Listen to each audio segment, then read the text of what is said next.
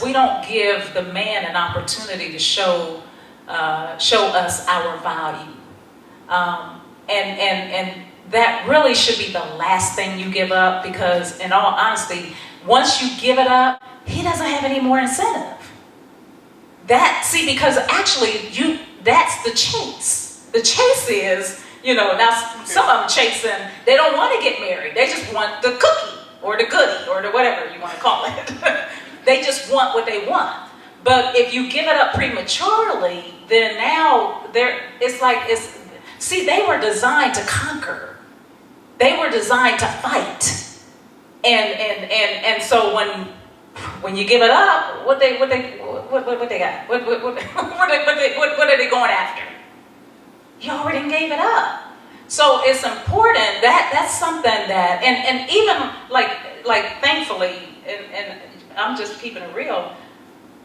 When I was in relationships and having sex outside of marriage, I knew it was wrong. I knew it was wrong by God. I just knew it was not right. But I kept doing it anyway. Number one, I thought, okay, if I put it on him good enough, he's not going to leave me. That was my thought. That was going to be one way I could keep him. And so the thing is, every single time I felt, I always got disappointed. Because after a while, the man, there was no incentive. And so now he's looking at chase, ready to chase somebody else. So giving it up too soon, is really to your benefit not to. It actually is. As much as, sometimes we'll be like, well, we're grown, I'm grown, I'm a grown woman or a grown man. I should be able to do it and it should be no problem.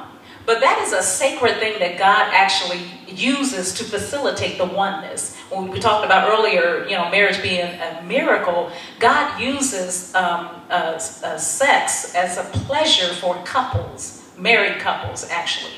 Because when you really allow God to breathe his spirit on that coming together, it's different from having sex. It really is. It is a whole different experience. You can have we got some young people in here, SEX, but they know how to spell. But you can have some people that can, man, they bad. They bad. They good. You know what I mean? But that still has nothing on a relationship that God breathes on. It's different. It really is different, because it's almost like that soul and that spirit comes together with the body. All three, the spirit, soul, and body. That's what we all are. But it's a connection from the spirit and the soul that is so deep. It goes deeper. So it's not just wham bam, thank you ma'am. It's a connection at its deepest level. So it's important that we don't taint that. We as women, I don't want to say use it as a weapon, but you really can't. You can use that, actually, to be honest with you. You can use that to show, just to find out, how much does this man really value me? How much am I worth you waiting until we get married? Am I worth that? And I'm going to be honest with you, had he given in before we got married, even though I allowed these other people to give in, if he had to gave in, to this day, I'd be in trouble. And y'all would be in trouble too, because every time when a woman would come in the door, I'd be like, okay, I wonder if, okay, he couldn't keep his pants up with me, so how am I going to expect him to keep his pants up with the person? You understand what I'm saying? So that actually facilitated in helping me to trust him, even at a whole greater level, because I knew he wanted me. I just knew you wanted me, honey. He did. He wanted me bad too. So, because a couple of times, keeping it real, he literally ran out of the apartment. Because I was trying to test him. See, I was like that. I didn't even know about the ego thing, but I was trying to test him. I was trying to he said, I don't know how she did it, but she got me in her bedroom. I got him in the bedroom. I was in that bedroom, I was like, oh man, how'd I get up in here? I was like, I got to go. He sure did. I just, I committed, told God I want to have sex, I get married anymore. So. And that was the very thing that I was looking for. I said, Lord, please send me somebody that believes like me, that wants to, get married before I do that. And don't that sound weird? She said believes like her, but she was having sex. because the men I thought was weak. They were weak. They couldn't. To me, they just.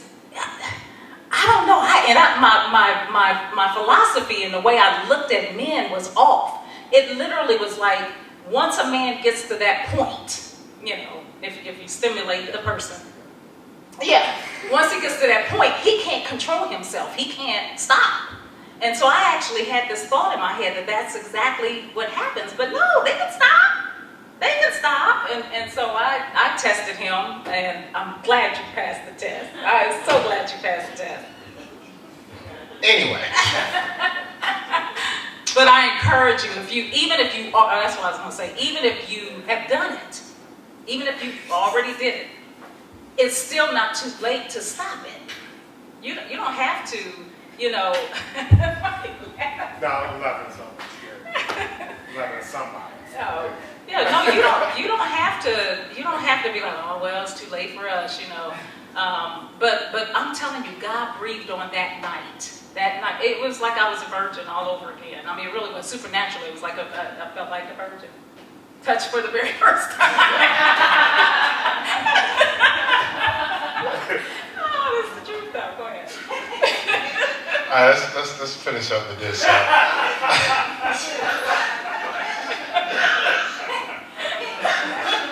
Told you my wife was free, so we let her be free. I mean, we just kind of was making religious, and I don't want to say super spiritual. I don't believe it's anything as super spiritual. I don't think it could be too spiritual. But when we just make it religious, you don't get what you need. So we just try to be transparent. We don't want to, so we try to share our life as well as give you what the word says, so you can go out of here with something to attach yourself to. Let's end with this. Marriage. My wife said this: marriage is like a treasure hunt. The deeper you go, the greater the treasure. 2 Corinthians 4:7 says there's a treasure hidden in your earthen vessel. You have a treasure hidden in earthen vessel. So remember, I told you the man finds a wife. So the man digs for the treasure. The woman actually believes in the man. So the woman actually draws out the treasure. So, my wife believing in me drew out what was in me. Me pursuing her drew out what was in her.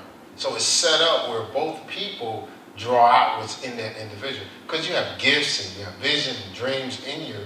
So again, yes, we have to pursue, but you got to believe in this too. That's something, that's why we talk about it. We've talked about it over the years. You got to get that worst case scenario thinking out of that doesn't do good for no relationship. Worst case scenario is not your friend because you're not believing in the person that has to. I mean, do you know what it takes for a man to believe God and cast a vision and share a vision? Something that no one's seen before.